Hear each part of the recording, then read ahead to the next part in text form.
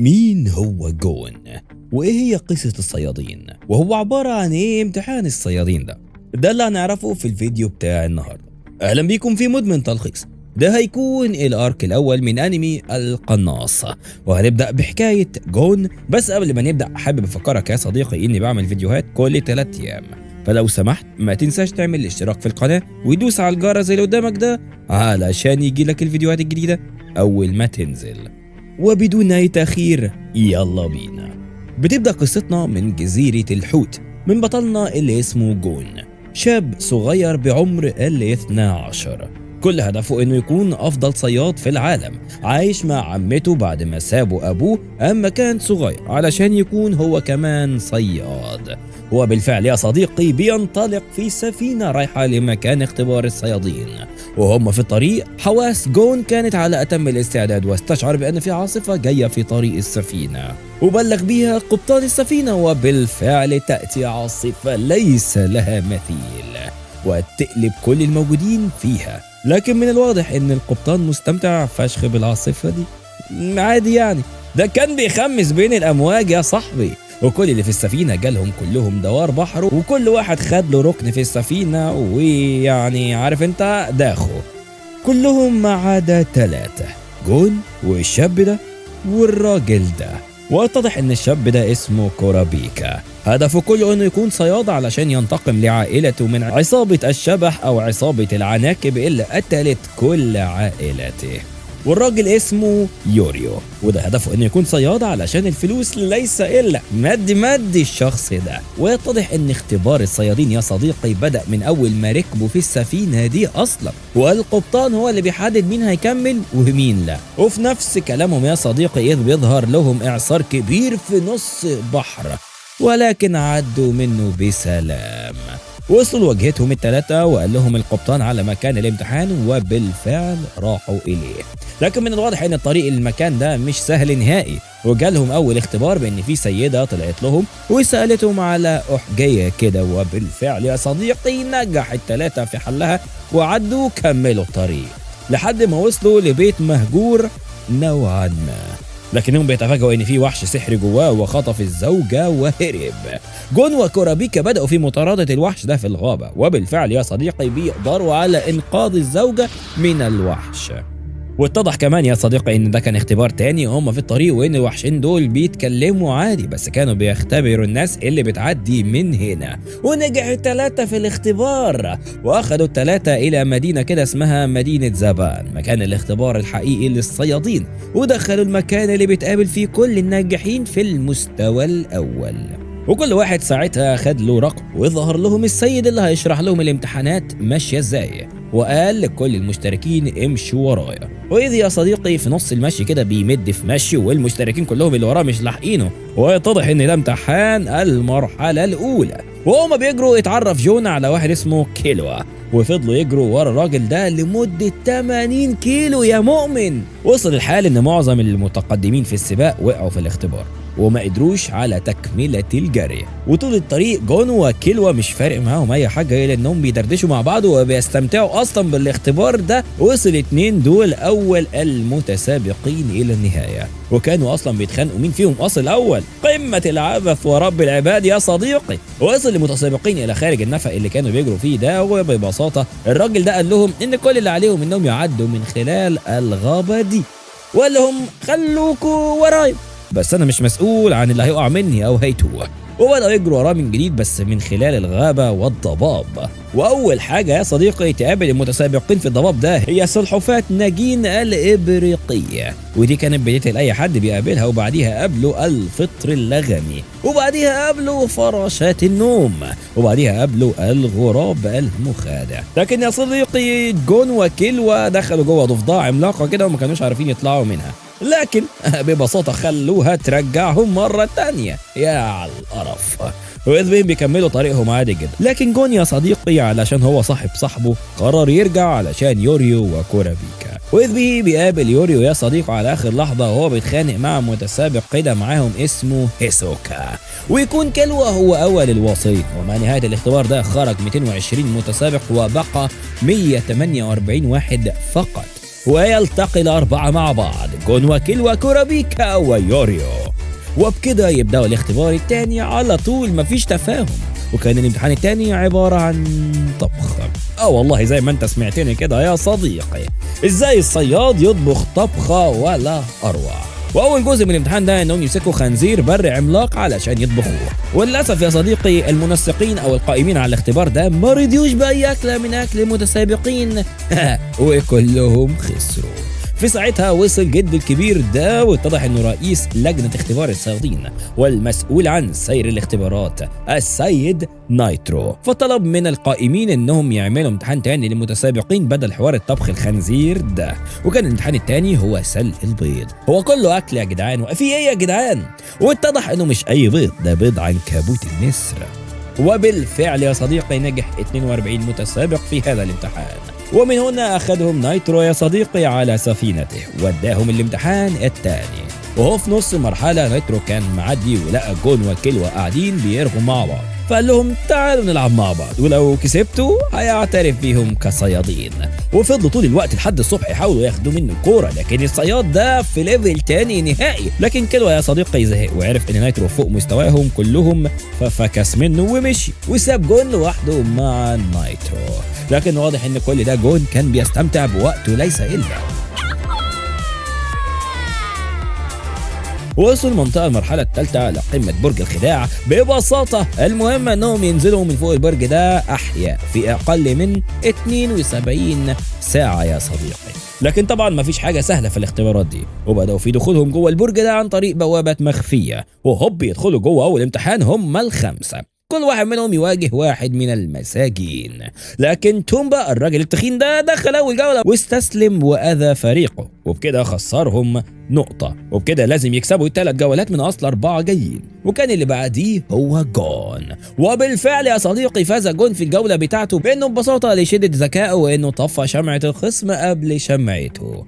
والثالث كان كورابيكا، وبدأت المواجهة يا صديقي، وكانت المواجهة على مين يستسلم الأول في القتال. وهنا يذكر المقاتل ده وهو بيستعرض عضلاته بأنه من عصابة الشبح، ويتضح أن دي العصابة اللي قتلت أهل كورابيكا كلهم. ومن تلك اللحظة كورابيكا تحول، وحرفيا يا صديقي فشخ المقاتل الخصم ده في لحظة إلا لحظة. وكانت الجولة الرابعة يوريو ضد بنت صغيرة كده، لكن دخلت وقالت ان المهاجم الازرق لسه ما ماتش، وكانت قوانين النزال كما اتفقوا عليها الاستسلام او القتل. والمقاتل الازرق ده ما عملش ايا من الاثنين، وطلبوا من كورابيكا انه ينهي القتال، لكنه رفض علشان ما بقاش عنده اي رغبة في القتال بعد ما ضربه وهتك عرضه ومسح بيه الارض. لكنهم هنا كل واحد كان ليه رأي وبدأوا يضيعوا له وقت. لكن يقرر يوريو انه يرمي المقاتل الازرق من فوق الحافة علشان يتأكد انه مغمى عليه بجد، واول ما يسيبه يفوق يا صديقي يكون عامل نفسه مغمى عليه. وبكده النتيجة تكون 2-1 لفريق جون. وبكده البنت المقاتلة اللي ضد يوريو بدأت تراهن ضده، ووصل بيهم الحال انهم لعبوا لعبة حجر ورقة مقص اللي كلنا اتعلمناها في الابتدائي، وإذ بأول جولة تكون تعادل بين الاثنين. وللأسف هي لعبت في دماغ يوريو وخسر في الجولة الثانية من اللعبة، وبكده تكون النتيجة 2-2 تعادل. وتأتي الجولة الأخيرة بين كيلوا ورجل مفتول العضلات. الواضح ان كيلوا ما عندوش يم مرحميني، وهب في لحظة للحظة يا صديقي أخرج كيلوا قلب الرجل في يده، وهكذا فاز فريق جون. بيتفتح لهم جسر العبور من خلاله علشان ينزلوا من البرج، لكن الأوضة اللي كانوا فيها بتتفتح وتطلع على مفترق طرق، وبالفعل قدروا على الوصول لآخر البرج على آخر لحظة. وكان 25 متسابق فقط بس اللي عدوا المرحلة دي يا صديقي. وصل لهم واحد كده كبير في السن وبلغهم انهم داخلين على المرحلة الرابعة، بس الأول كان الكل لازم يسحب بطاقة من الرجل الأقرع ده، ومهمة كل واحد بس سحب البطاقة دي انهم يسرقوا البطاقة اللي عليها رقمهم بالبطاقات القرعة من الخصم. وصلوا للجزيرة اللي هيمتحنوا عليها وهيفضلوا فيها أسبوع، وفي الوقت ده عليهم يجمعوا 6 نقط. الكارت اللي عليه رقمهم ب3 نقط واي كارت تاني بنقطه واحده، وكارتهم الشخصي ب3 نقط. وكان رقم جون مع هيسوكا، وده واحد ما نعرفش عنه اي حاجه الا انه قاتل محترف حرفيا. وبدا يتدرب جون طول اليوم الاول علشان يعرف ازاي يسرق كارته من هيسوكا يا صديقي. وبدا يدور جون على هيسوكا بعد ما لقاه، وفضل مستنيه لحد ما مقاتل تاني جه ويتحدى هيسوكا ده، وكانت دي فرصته اثناء انشغال هيسوكا مع المقاتل الاخر. لكن من الواضح ان المقاتل ده اصلا كان مضروب قبل كده من مقاتل تاني وكان بيموت اصلا، فهيسوكا تجنب ضرباته ليس الا وسابه يموت. اخذ منه كارته وكان فاضل له نقطتين، وبدا يدور على 2 ياخد منهم كروتهم والسلام. وإذ به بيقابل يوريو وكورابيكا اما كانوا متحدين مع بعض. وصل لهم بالفعل وبدا الكلام معاهم، وطلب منهم بكل ادب انهم يدوه البطاقات بتاعتهم، هو مش عايز يقتلهم. وكورابيكا رد عليه بفكره انه يديله كارت واحد بنقطه واحده ويسيبهم ويمشوا. وبالفعل هيسوكا وافق على العرض ده، وبكده يكون هيسوكا فاضل له كارت واحد فقط. وكل ده جون قاعد مستني هيسوكا يهجم على اي حد علشان يسرق، وهو مش واخد باله، وبدا يدور على اخر فريسه ليه، وبالفعل وجدها وبدا في الهجوم عليه كمان. وبالفعل يا صديقي يفعلها جون، ويستغل تركيز هيسوكا على فريسته ويرمي بصنارته، وتلتقط كارت هيسوكا يا صديقي. أخدها وقال لك يا فكيك. لكن وفي لحظة غريبة جون ما بقاش قادر على الوقوف، بل وسقط أرضا كمان. واتضح إن اللي خدره مقاتل تاني، سرق منه رقمه وساب له رقم هيسوكا ومشي.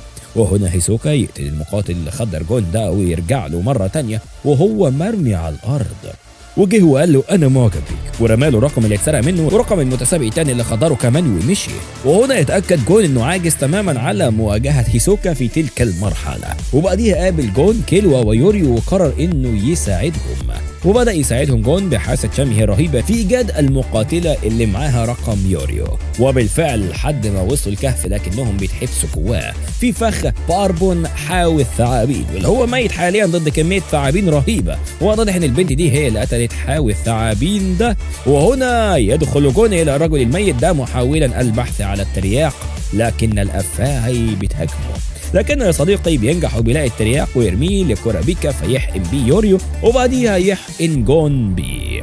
وقرر جون مرة تانية انقاذ الجميع بانه قال للبنت دي تضرب غاز منوم في المكان علشان تنيم التعابين اللي في الكهف، وهم كمان هيناموا، وهو هيكتم نفسه طول الوقت ده وينقذهم. وبالفعل يا صديقي يفعلها بطلنا جون بإنقاذ الجميع بره الكهف. وبينتهي الاختبار الرابع بفوز ال4 أبطال بتوعنا جون، كورابيكا، يوريو وكيلوا، وبيركبوا في السفينة مرة تانية للوصول للنهائيات. واضح انهم 9 متسابقين متأهلين فقط. بيطلب منهم نايترو انه يقابل ال9 كل واحد لوحده، ويسأل كل واحد منهم انت كنت بتراقب مين من اول الامتحانات ومين مش عايز تقاتله. وبعد ما وصلوا استدعاهم نايترو كلهم وبدأ في شرح المرحلة الأخيرة، ان كل المتسابقين هيبدأوا يقاتلوا بعض 1 ضد 1، واللي هينجح في كل النزالات هو الخسران. ايوه زي ما سمعت كده يا صديقي، اللي هيكسب الكل هو الخسران. يعني هيكون في 8 كسبانين و1 خسران في المرحلة الأخيرة. ووراهم جدول القتالات وبدأ يشرح بعديها على أي أساس الجدول ده يتحط. والقوانين في القتال بسيطة وسهلة، القتال إلى أن يعترف الخصم بالهزيمة، بس كده. وركز في الشرط ده يا صديق، لو تم قتل المنافس فالقاتل هيتم إقصاؤه في الحال. ويبدأ القتال الأول بين هانزو النينجا ده ضد جون، ويبدأ الماتش وفي أول ثواني معدودة يشيل النينجا ده جسد جون ويطلب منه الاستسلام، لكن يا صديقي جون يأبى أن يستسلم نهائيا. وبدأ النينجا ده يفهم جون إنه مالوش أي نسبة لنجاحه ضده، علشان هو من صغره وهو بيتدرب لدرجة إنه كسر دراع جون.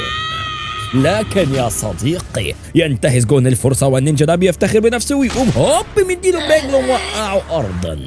وهنا يخرج النينجا ده سيف صغير كده من دراعه ويقول لجون إنه هيقطع رجليه الاتنين لحد الاستسلام. بس هنا جون طلع ذكي وقال له لو قطعت رجلي هنزف لحد الموت وساعتها انت هيتم إقصائك. وهنا يقرر النينجا ده إنه يستسلم علشان هو مش عارف يموته ومش عارف يكسبه في نفس الوقت بسبب عند جون.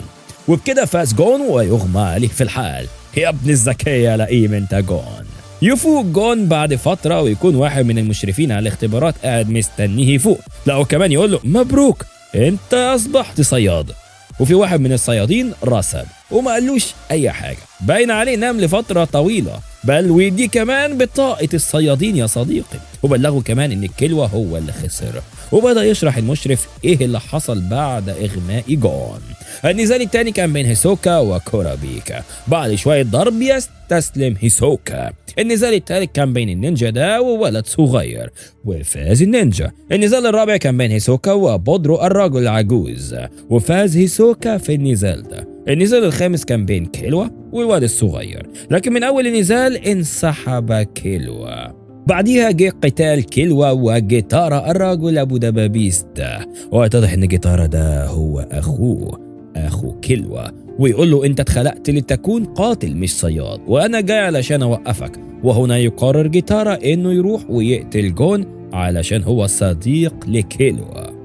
لكن هنا يا صديقي يتصدى له الجميع، لكن يكون العائق هنا انه لو قتلهم هيكون بره الاختبارات وهيخسر رخصة الصياد بتاعته، فيقرر يرجع لكيلوا تاني ويستفزه. وهنا يستسلم كيلوا طواعية امام اخيه. النزال السادس كان بين يوريو والرجل العجوز ده، لكن مع بداية النزال يقوم كيلوا بقتل الراجل العجوز ده مرة واحدة، فتم استبعاده على الفور. وهنا يستشيط جون من الغضب ويذهب إلى المتسابقين وبالأخص أخي كيلوا، وبالفعل يصل إليه ويروح لجيتارا كمان يا صديقي، وطلب منه إنه يعتذر لأخيه على اللي حصل ده. وهنا يا صديقي يتكلم نايترو بالكلام الأخير إن كيلوا خلاص تم استبعاده وما فيش حاجة هتغير الواقع ده. وأكمل البطيخة الخضراء ده شرح البطاقة بتعمل إيه. البطاقة بتخليك تدخل 90% من دول العالم و75% من المناطق المحظورة. وتم الإعلان عن الصيادين الجدد السبعة.